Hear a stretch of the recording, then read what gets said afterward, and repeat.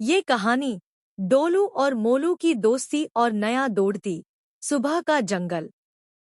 हरी भरी घास पर ओस की बूंदें चमक रही थी। छोटे से पीले रंग का डोलू चूजा इधर उधर चोंच मारते हुए कीड़े पकड़ रहा था। वहीं पास ही फुर्तीला सफेद मोलू खरगोश उछल-कूद कर रहा था।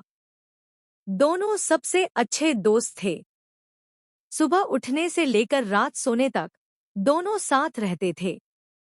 डोलू बोला, मोलू चल आज तालाब के पास खेलते हैं। मोलू हाँ ठीक है, और मैं तुझे कूदना सिखाऊंगा। तू मुझे उड़ने की कोशिश कैसे कराते है दिखा देना। दोनों हंसते हुए खेलते खेलते पूरे जंगल में मस्ती करते हैं। सीन 2, मस्ती और गहरी दोस्ती। डोलू घास में छुप जाता है और अचानक चिक चिक करके मोलू को डराता है। मोलू जोर से कूदकर हंस पड़ता है। दोनों मिलकर जामुन खाते हैं। तालाब के किनारे पानी में छलांग लगाते हैं। टू आवाज पूरे जंगल में आवाज गूंजती है।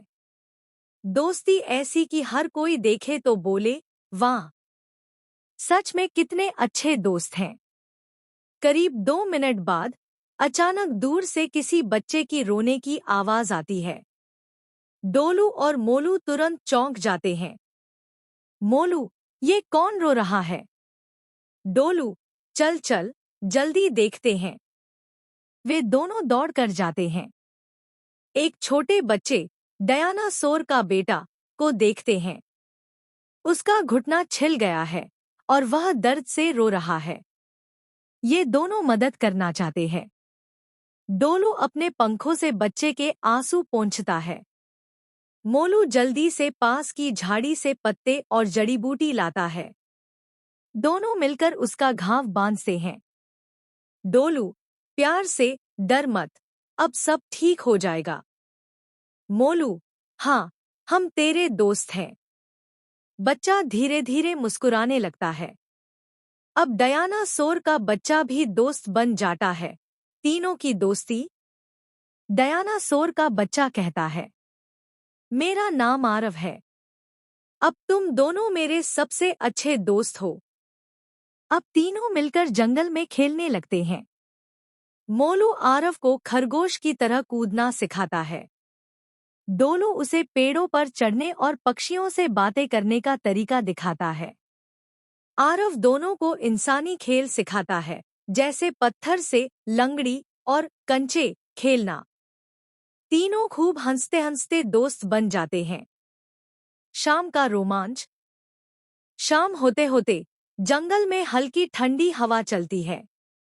तीनों मिलकर जुगनुओं का पीछा करते हैं।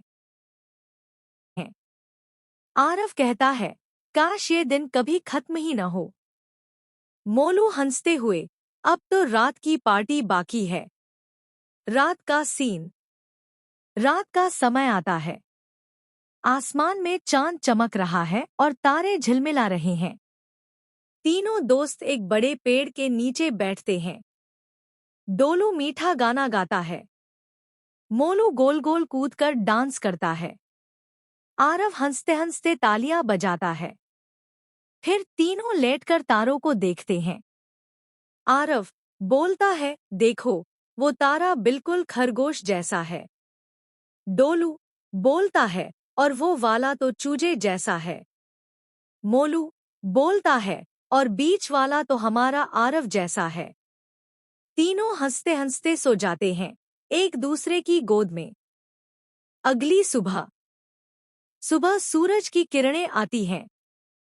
तीनों जागते हैं और तय करते हैं, अब से हम सिर्फ दोस्त नहीं बल्कि भाई हैं। आरव घर लौटता है, लेकिन रोज रोज डोलू और मोलू से मिलने आता है। जंगल गवाह बनता है उनकी सच्ची गहरी दोस्ती का। अंतिम संदेश।